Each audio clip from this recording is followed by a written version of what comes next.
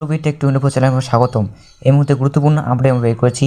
তো আপডেটটি হচ্ছে মাননীয় মুখ্যমন্ত্রী মমতা বন্দ্যোপাধ্যায় তিনি লাইভ বলে দিলেন যে 100 দিনের কাজের টাকা এই মাসে অ্যাকাউন্টে 100 দিনের কাজের টাকা পাবেন এবং সবার অ্যাকাউন্টে পাঠাবে। এবারে ভোটের আগে মাস্টার স্ট্রোক মমতার।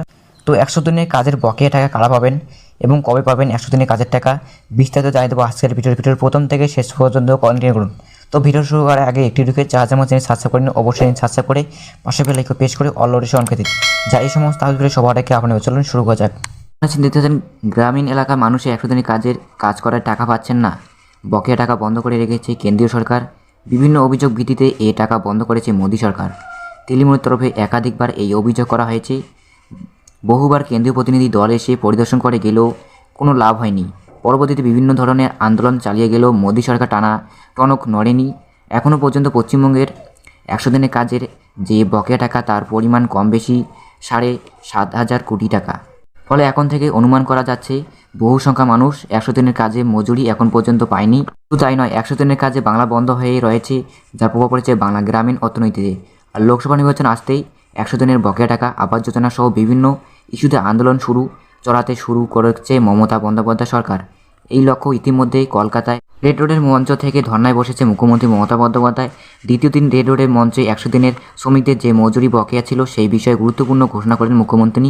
কী জানালেন তিনি এবং 100 দিনের কাজে বকেয়া টাকা কারা হবেন? মুখ্যমন্ত্রীর কথায়, রাজ্যে 21 লক্ষ মানুষের 100 দিনের কাজের মজুরি এখন পর্যন্ত পাননি। এবার আর নয়, সেই টাকা কেন্দ্রীয় সরকার না দিলেও নবান্ন 21 লক্ষ মানুষের 100 দিনের বকেয়া মজুরি মিটিয়ে দেবে। আর এই ঘোষণা শুনে মাত্রই শ্রমিকদের মধ্যে আনন্দের রেশ দেখা গিয়েছে। কবে পাবেন টাকা 100 দিনের ওয়ার্ক? 100 দিনের বকেয়া মজুরি নিয়ে বঞ্চিত শ্রমিকদের জমায়েতে ছিল একাধিক বর্ণামঞ্চে থেকেই মমতা বন্দ্যোপাধ্যায় শ্রমিকদের উদ্দেশ্য প্রশ্ন করেন, আমার কাছ থেকে আপনারা কী চান? জামায়াতে থেকে জবাব আসলো, লড়াই চাই। মুখ্যমন্ত্রী বললেন, লড়াই তো হবে, লড়াই তো চলবেই, আপনাদের টাকা আমরাই দেব।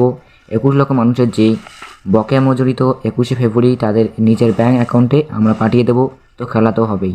এবং কিছুদিন আগে তৃণমূলের সাংসদ অভিষেক বন্দ্যোপাধ্যায় 100 দিনের বকেয়া টাকা নিয়ে ধর্ণা দিয়েছিলেন, দিল্লিতে গিয়ে আন্দোলন করেছিলেন। তারপরেও কেন্দ্রীয় সরকারের তরফ থেকে কোনো ইতিবাচক জবাব আসেনি। তবে এবার মমতা বন্দ্যোপাধ্যায় কেন্দ্রীয় সরকারের সঙ্গে আলোচনার পর ডেডলাইন দিয়েছিলেন। 1 ফেব্রুয়ারির মধ্যে কেন্দ্রীয় সরকারের যদি টাকা না মেটায় তাহলে তিনি ধর্নায় বসবেন। তার কথা অনুযায়ী কলকাতার রেড রোডে ধর্না মঞ্চে তিনি আন্দোলন চালিয়ে গেছেন, কিন্তু সে সমস্ত গরিব মানুষে এখনও পর্যন্ত মজুরি পাননি। তবে কি হবে? বন্দ্যোপাধ্যায় খোলাখুলি জানিয়ে দিল, কেন্দ্রীয় সরকারে 21 লক্ষ মানুষের মজুরি দেয়নি।